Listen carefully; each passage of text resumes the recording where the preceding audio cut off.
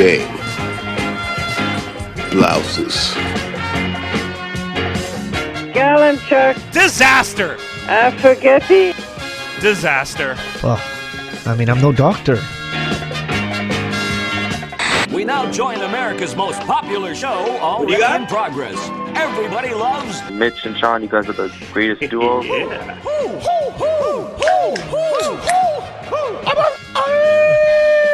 Fantastic. That team sure did suck last night. They just plain sucked. I've seen teams suck before, but they were the suckiest bunch of sucks that ever sucked.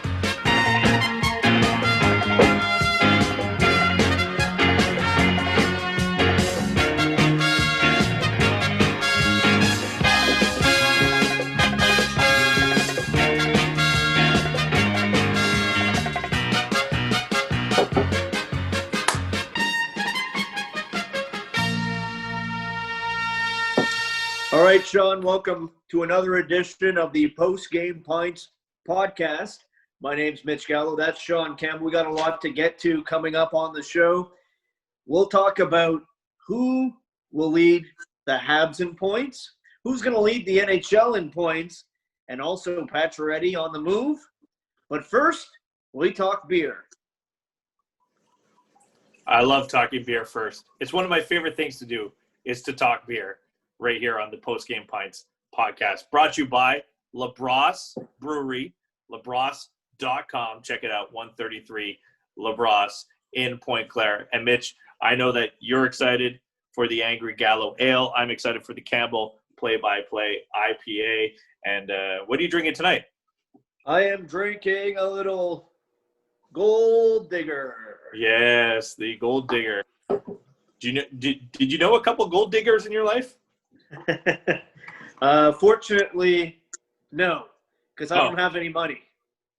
I met a couple people who thought I had money. Oh, yeah? Yeah, it's the mustache. People think I have money because of the mustache. I don't know.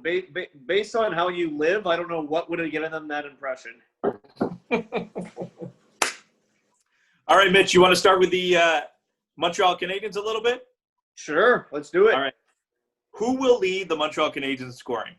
I'll let you go first. I'll go somewhere else. I will not choose whoever you choose. But whoever you choose, I'm going to choose somebody else, and I want to be right. All right, but I'm going to take, I know people love young players. They love prospects. They like hoping that these young guys are going to succeed. I think it's asking way too much for Nick Suzuki to lead the Canadiens in scoring in only his second season in the league. So I'm not going to go with Nick Suzuki. Sean, I'm going to go with the guy I think it's favored. I'm going to go with the guy who led them in points last year. I'm going to go with the guy who everyone always seems to forget about. I'm going to go with Thomas Tatar. Hold on. No. You didn't say it right. Thomas Tatar. I'm going to go Thomas Tatar. I'm going to go with Tatar. He's going to play on what should be the Canadiens' top line. He's going to get his power play time. And you know what? Even if he doesn't end up leading them in scoring, I know he's going to be around the top because this is a player who every year he puts up the same statistics. So if he does it once again, I'll say that he is the one that leads the Montreal Canadiens in scoring. And I think the fact that the Canadiens have added some depth and he's not going to be relied on to be the guy offensively, that's actually going to take some of the pressure and burden off of his shoulders and even going to help him put up better statistics than maybe a year ago. Okay, so I want to give you a thumbs up. I love the Thomas Tatar answer. I'm glad you didn't go Nick Suzuki because I really wanted Nick Suzuki. My answer is Nick Suzuki, and I think Nick Suzuki could possibly get 56 points in 56 games. You know how I feel about Nick Suzuki, but I want to give so much love to Thomas Tatar. One, because he gets no love. I think the Canadiens need him. I want the Canadiens to re-sign him. I think that he could be here a long time. And shout out to what Thomas Tatar is doing with the Boys and Girls Club at the Dawson Center. Yeah. I know you know the Dawson Center. You've boxed, you've wrestled there. My kids go there in the summer. So shout out to what Thomas Tatar is doing with the Boys and Girls Club at Dawson. Where I'm living right now, Dawson's right there. It's down the street. I know the effect it has on this community. And I love that he had a press conference in this past week about it and what he's doing in the community. He has less than a year left in his contract. People are trading him away, getting rid of Thomas Tatar. I hope he leads the team in scoring. Mitch, I want you to be right. I am such a Thomas Tatar fan. Every video I see of the Canadians and the locker room, Thomas Tatar looks to be the funniest guy, the guy that appreciates everybody. I am all in on Thomas Tatar. But the answer is Nick Suzuki. Nick Suzuki should lead this team in scoring. I hope he does. I hope Nick Suzuki has 56 points in 56 games. That's a lot, but I think he has that much talent. You know that I think triple digits on an 82-game schedule. I've said that before. I'm not hiding anything behind that. I don't think he's ready yet, but I think he has that potential. So I'm going Nick Suzuki leading the Canadian scoring. That's my answer. All right, Sean, our next topic is who will lead the NHL in scoring? And let's do ourselves a favor. We're going to eliminate Connor McDavid. That's okay. It wasn't my answer. My answer is Nathan MacKinnon. I'm going Nathan MacKinnon, the Colorado Avalanche, and I think Nathan MacKinnon is that player. Look, I love Connor McDavid. I could watch Connor McDavid. He could do everything, and he's likely to going to lead the league in scoring. But I also think that Connor McDavid's in a very tough division where Colorado might be in a division with teams that might get beat up a little bit. And you think about Arizona, you think about San Jose, like the realignment in the NHL. Connor McDavid might beat up on some crappy and shitty teams. And I think Connor McDavid's going to lead the league in scoring. 56 games, if that's the number that they're going to go with, give me 70 points. 70 points for Connor McDavid to lead, Nathan MacKinnon to lead the league in scoring. I'm going to go 70 points. It doesn't seem like a lot, but in 56 games, it might be a lot. I think that's a good number. I think it'll be tougher in some other divisions. But I think in that Western Conference, there's some teams that can be beat up a little bit. So I'm going to go with Nathan MacKinnon. All right. I love where you're going with this thought process of weaker divisions and looking at teams that might beat up on some opponents, which is why, Sean, I'm going to say the guy who leads the NHL in scoring is the guy who led the NHL in scoring during the playoffs. I'm going to go with Nikita Kucherov. I think good answer. Good answer. I don't want to cut you off, but I'm just going to say that's a really good answer. People just overlook him. The guy got 128 points just a couple of years ago. Yeah, well, he won the scoring title 2 years ago, and he won the playoff scoring this past season. So consistency is right there with Nikita Kucherov. And much like your MacKinnon answer, I think Tampa Bay is going to beat up on some of the teams that have been put in the division that they're in. Obviously, his team is strong. They have one of the best power plays in the league.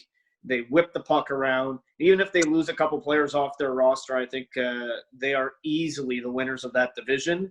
And Nikita Kucherov, he knows how to put up points. Yeah, look, I know we're getting the news of the divisions and coming in, but I like your Kucherov answer. I really like my MacKinnon answer, but I know you said we're not allowed to answer McDavid.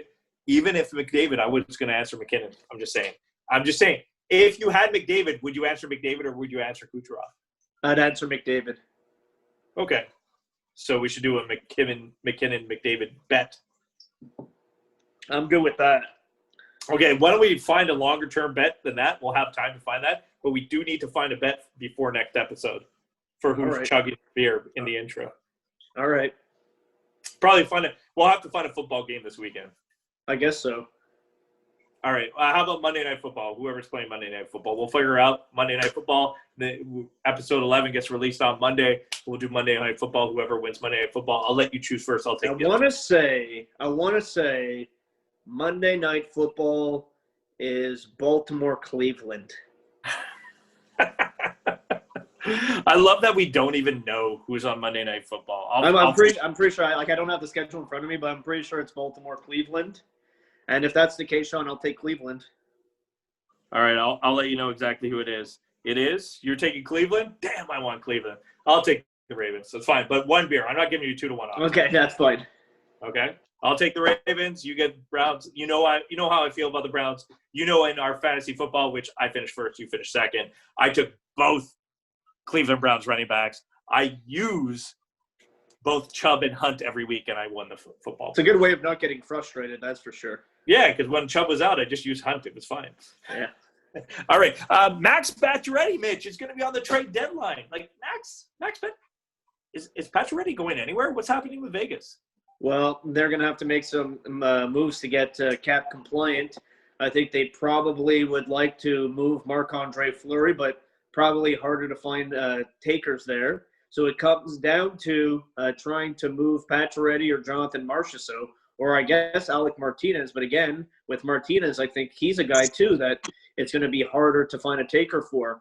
Max Pacioretty's a really good player. The problem is the cap is flat. Teams have already made their off-season moves. Other teams like Tampa Bay are trying to unload players. There's guys in free agency available like Mike Hoffman that do something similar to what Pacioretty does. I think it's probably going to be hard to trade Pacioretty, considering he has movement protection. They're probably going to have to sweeten the pot if they're going to make a Max Pacioretty trade and trade him somewhere where they probably don't want to trade him. They're exploring their options right now. His name has been out there a lot, Sean. So when there's smoke, there's fire. And I'd be surprised if we saw Pacioretty back with the Vegas Golden Knights. I'm just curious to see how they make it work to get him off their salary cap. Yeah, $7 million. Look, you know how I feel about Max Pacioretty. I know he's a consistent 30-goal scorer, but $7 million is a lot for a certain player, and I know that they're under the cap. So they're like, well, maybe we can get 25 goals from a $5 million player. I think that's the thought process that they're thinking. I mean, honestly, Mitch, I know that I gave you 100% praise for Thomas Tatar. But if you were the Canadians, would you trade Thomas Tatar straight up for Max Pacioretty? I would not. The $4.8 million for $7 million? I would not. I'd rather for 25 goals for 35 goals. Exactly. I'm not making that move. I think that, Thomas Tatar is pretty consistent in what he's going to give you. Thomas Tatar's contract is also over at the end of the season, which gives you flexibility. Sean, I don't want to put any panic in people that cheer for the Canadians, but you look at things and, well, Kotkaniemi's entry-level deal will be up at the end of the season. Armia is going to be a free agent. The Canadians, they have to be cautious with their money, and taking Pacioretty, who's on a long-term deal, even if he gives you a few more goals, I think the flexibility of Tatar and knowing what he's going to give you this season, I wouldn't make that move. And I like Pacioretty. By the way, I love that you analytically broke that down, knowing that would never happen ever, and it's not even plausible. I just threw that out as a joke, and then you broke it down like, oh, let's be all serious and stuff. You went all robot mode there on me. I was like, let's trade Tatar for Pacioretty. You're like, no, that can't happen. Sorry. No, you asked me if I would. That's why I went analytical on you. Mitch, I'm joking around. Come on, it's the Post Game Pints podcast here. It's fucking Campbell and Gallo. I've been swearing too much on this podcast, have I? Yeah, what's been going on with you these last couple episodes? You like the editor headlines in episode 11. No, 10. What episode are we now? This is 11, Sean. Dave! Where's Dave? Learn how to count. I don't know how to count. Campbell lost count. I'm just writing that down. Mitch, Post Game Pints Podcast brought to you by Labrosse Brewery.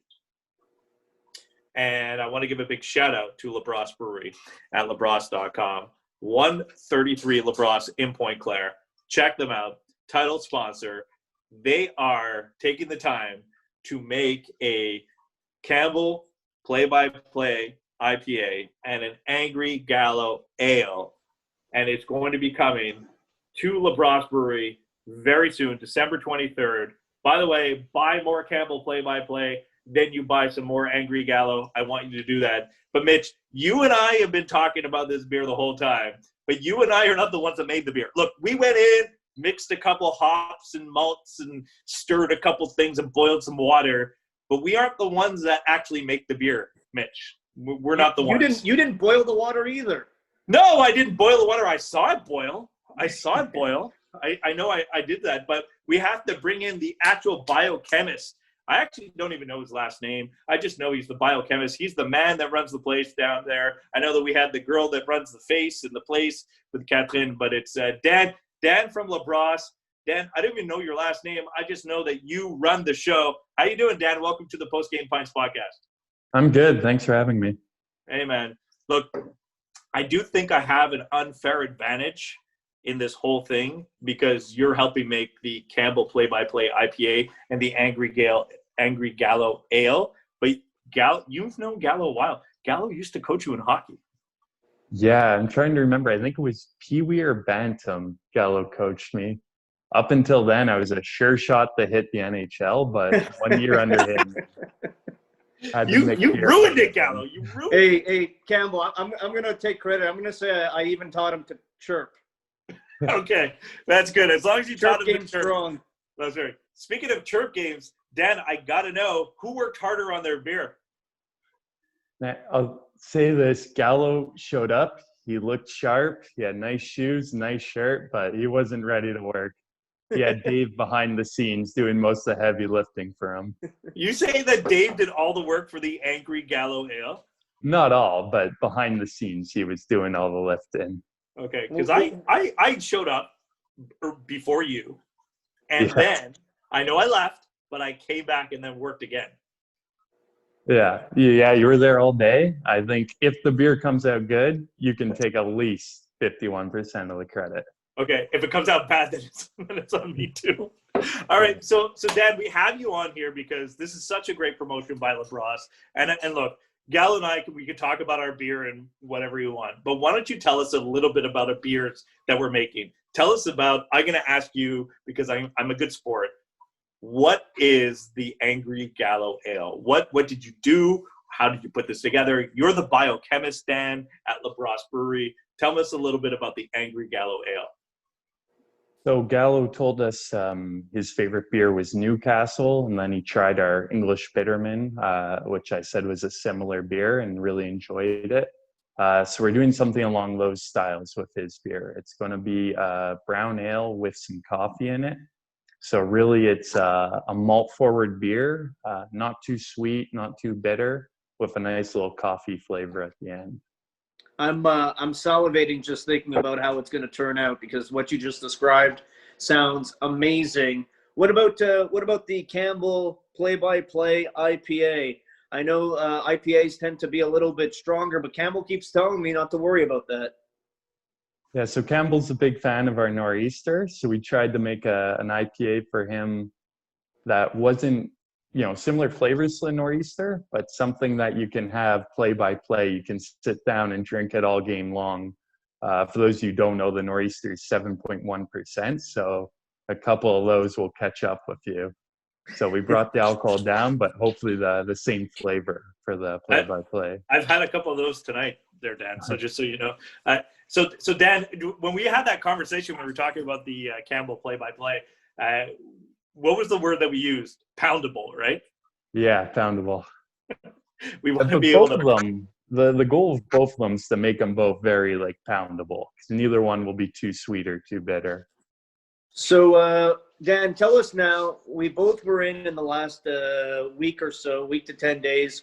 What is happening right now as we speak with the beers, and why does this process take up until December 23rd on our launch date? So you guys were in for the brew days. So what you were doing was mixing the malt with the water.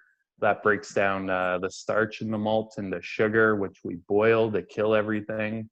We add the hops. Hops, you can kind of think of them like tea. You add them at the beginning of your boil. You get a lot of bitter flavors out of them. Add them at the end. You get some nice aromatic flavors. But once you guys left, we were pumping it into the fermenter and adding the yeast. And the yeast is really, it's kind of a joke amongst brewers that the yeast make the beer, not the brewers. So they're fermenting all those sugars, turning into alcohol and CO2. With the Angry Gallo Ale, we're going to dump some coffee in that fermenter. And for the play-by-play IPA, we're going to dump a couple bags of hops in to give it some really nice flavor. Look, Dan, this is awesome. I know that Gallo and I are excited. Look, you make different beers all the time, and if you check out the catalog at labrosse.com, it's just so wide of the stouts, the ales, the IPAs.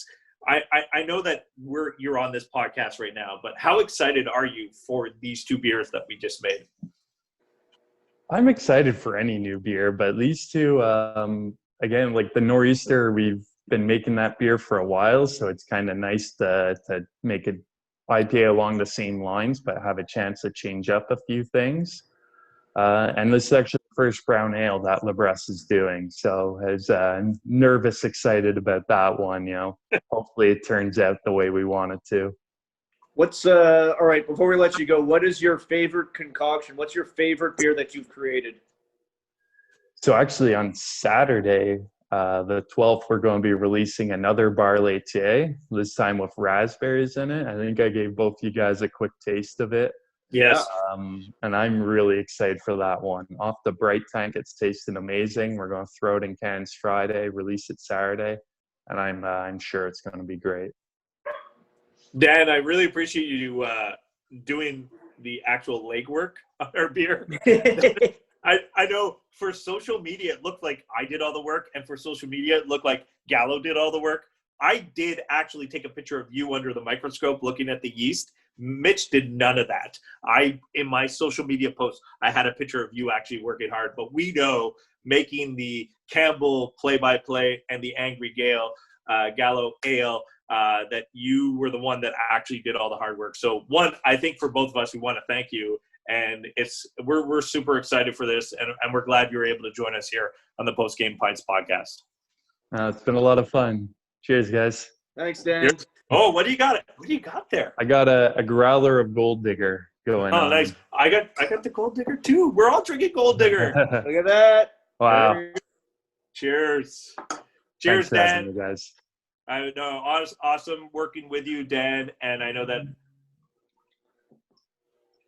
as I take a sip, that we're excited for this to come out. December 23rd, check it out. 133 Labrosse in Pointe Claire, labrosse.com. Mitch and I are going to be pumping this out and making sure you get there and check it out. But when you really like the beer, when you like the Campbell play-by-play IPA, when you like the Angry Gallo ale, yeah, we did a little bit of work, but all the work actually went to Dan. So thanks, Dan. Really appreciate it. So good, Mitch. I know that you're excited. I'm excited. I know that there's they didn't make like a case. They didn't make like 2 cases. We need you to show up and just buy it out. And by the way, please buy out the Campbell before the Gallo. I hope it's a tie, Sean. I hope they both sell out at the exact same time, and I hope everybody that goes in buys an equal amount of Campbell play-by-play IPA and the Gallo Angry Ale. Well, look, I'll tell you, I want you to buy, because it comes in packs of 4, buy 3 in 1. Buy 3 Campbells and 1 Gallo. But Gallo, tell us a little bit about the T-shirt deal that they're doing, because I know that you know a little bit more about it than I do. Yeah, well, I can't say I know all that much about the T-shirts, but they're going to be like Dave. From what I understand, they're going to be like hockey jersey T-shirts with numbers and our names, Campbell and Gallo, on the back. It'll be a limited edition, 20 of each jersey, and we're thinking that every jersey is going to have a number on the back, obviously, and there's going to be a draw for a free case of beer with one of the numbers or one of the numbers on each set of the jerseys. So that's what we're looking forward to with the Campbell and Gallo logo of the beer in front of the T-shirt. And by the way, if you haven't seen the logos, beautiful. Yeah, they're nice. They're on both our social media accounts on both Facebook, Instagram, and actually Twitter as well. So not hard to find the logos. I'm really looking forward to December 23rd when this is put into motion. By the way, that is Mitch. You have the same Instagram and Twitter. Mitch Y Gallo. I'm Sean R. Campbell. For some reason, we put our middle initial in there. Your middle initial. Why's your middle name start with Y, Mitch? My middle name doesn't start with Y. My middle name is Vincent. Okay. Mitch V. Gallo. No, Mitchy Gallo just sounds so much better. That's what I'm talking about. Sean R. Campbell, SEAN R. Campbell, Mitch Y. Gallo. Check it out. Instagram, on Twitter. Both our accounts are the same. And you will be able to see pictures of the logos. It's going to be a lot of fun. A little competition here. I hope my family shows up a little bit more than yours. That's all I'm saying. Mitch, quickly, I do want to get into a classic sports argument. All right, let's do it. Who's going to be the worst team in the NHL? It's a 56 The game worst team season. in the NHL. Well, what's that? Who's going to be the worst team? 56 games. Worst team in the NHL. Let's go. Let's debate. We talk about the best. Let's talk about the worst. Are we eliminating any teams off the bat? No. Worst team in the NHL. Who's going to be the worst team? The worst team in the NHL, Sean, is going to be the Arizona Coyotes. The Arizona Coyotes are a dumpster fire, both on and off the ice. They're in salary cap purgatory. They have no star power. They have one good player. They don't have goaltending. They don't have picks. They don't have much as far as prospects outside of Barrett Hayden. That is a team that is going to go through some very dark times. They just made a change at general manager. It's going to take time for him to try to build something up. Pierre Maguire told Melnick in the afternoon on TSN 690 that he thinks that's a 7-year project to fix the Arizona Coyotes, considering where they are right now with their cap, their picks, and their prospects. I think Arizona might not make it to the 2021-2022 season. That's how bad I think they are. They're brutal, Sean. Just brutal. Okay. Look, there's two things that I like. If I'm looking at the 2021 season, I don't care about their prospects. I don't care about their draft picks because that's not going to make an effect. Well, prospects make the NHL sometimes, and they can. I understand that maybe in 2023 they might be the worst because they have no prospects, they have no pool, and they need 7 years to get that up. I understand what you're saying, but when it comes to this season, I think the worst team in the National Hockey League. You know how much I love to make fun of the Ottawa Senators. I actually think they're too good to be the worst team. It's going to be the Detroit Red Wings. The Detroit Red Wings last year were the worst team, not even by like a smidgen, by like this much. And they really didn't do anything in the offseason. They lost some goaltending. The Ottawa Senators actually picked up some Dadonov, Galchenyuk. That's talented players that can play in the NHL. Detroit didn't do any of that. Detroit, yes, has a good prospect pool, and they're going to take their time, and they're going to gradually get up. But this year, Detroit's not going to be any good. They're going to be awful again, and they're going to likely get the first draft pick. They should have got Lafreniere, but they didn't get Lafreniere. It landed on the New York Rangers because it's a lottery. So they have to deal with the lottery again next year. So they even lost on that. I probably wouldn't have picked Detroit if they had Lafreniere on the team. But Detroit is the worst team in the league. Detroit, by far, is the worst team in the league. They have a good prospect pool. They have draft picks coming up. So I think in 2022, 2023, they'll be better than Arizona. But if you're asking me right now, in a 56-game season, I think Detroit's going to come dead last. Detroit's the worst. I think Detroit gets more points than Arizona. I look at Detroit. Hey, don't get me wrong. I don't think Detroit's a good team.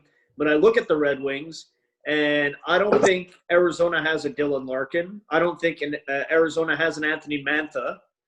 You know, I think Tyler Bertuzzi's a pretty good player. I think Pavel Zadina They have can Phil factor in. Kessel. Phil fucking Kessel. Hey, man, Kessel scored like 20 goals last year. Yeah, he's fat and he doesn't care anymore. He's fat and fast. Fat and fast. I'm writing that down. I'll take Dylan Larkin over Phil Kessel any day. Yeah. Well, we'll see what it ends up being. Detroit or Arizona, the worst. I'm willing to make a bet on this one. Yeah, I hope we have it. We've got a lot of bets going. I just want to know that I got. Who did I get? The Ravens. Damn it! All right, Mitch. We got to do a pop quiz before we name that podcast. By the way, Fat and Fast is a front runner for the name of that podcast. All right, Sean, you ready for your pop quiz? It was 1 week ago, the anniversary of Ron Hextall becoming the first goaltender to ever score by shooting the puck into an empty net. Yes, he did. So I would like to know on the Post Game Pints podcast, the top 5 goalies in points active. Now, when I say active, just so we're clear, I'm not talking about somebody who isn't signed to a team. Okay. So Craig Anderson is considered active. We're going to take him off the board since he's not currently signed. Okay, that's fine. As long as you give me the parameters, that's fine. So top 5 active in points, not just goals, just points. Just points. As goalies, right? That's right. Active in points. I believe the number 1 is Pecorine. Pecorine is number 7. 7th, and you on top 5. So Top 5. Lundqvist. Lundqvist is 1. Smith. By far. Smith. Mike Smith is 3. Miller. Ryan Miller is not in the top 10. Carey Price. Oh, sorry. Ryan Miller's 9. He is in the top 10, but he's not top 5. Price. He's 8. Price is only 8. Okay. So points active in the National Hockey League. Rask. Rask is 6. So you just gave me 9, 8, 7, and 6. And I didn't. And I got 3 though somewhere. Where did I get 3? 3 was Mike Smith. And by the way, Rask. Where was Lundqvist again? 1. Did I say Lundqvist, or did I just say? You said Lundqvist. So I got 1. I got 3. You have 1, 3, and 5. You're looking for 2 more. So I'm missing 2 and 4. You are missing 2 and 4. Yes. I love this because I gave you a pop quiz in episode 10 about goaltenders. So active goaltenders, and like Craig Anderson doesn't count. So points of goaltenders. So 1, I said Lundqvist. Give me the 1, 3, and 5 that I gave again. You gave me 1 Lundqvist, 3 Smith, and 5 Rask. Quick is 2.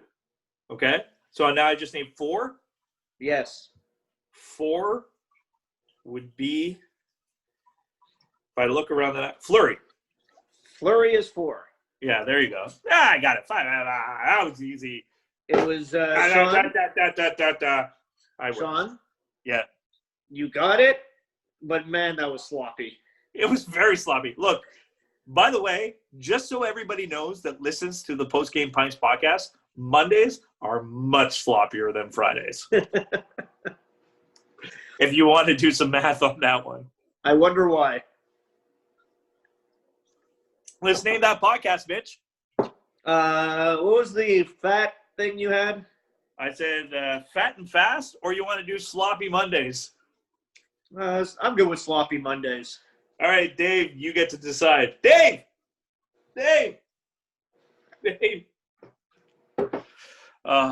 Good times. Cheers, Mitch. Cheers, Sean. Thank you to everybody for listening. Thank you to Labrosse. Thank you to Dave32 for putting it all together. And Sean. What about Dan for coming on the show and talking about how much harder I worked than you did? By the way, Ablenas. I worked hard enough to know his last name. He's a biochemist. He doesn't need to know his last name. And Sean, thank you. Oh, thank you, Mitch. Well, how's that for your entertainment value? They've done their job very, very well. Awesome! No.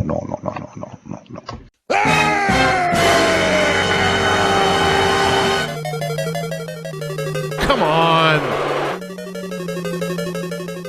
VBF.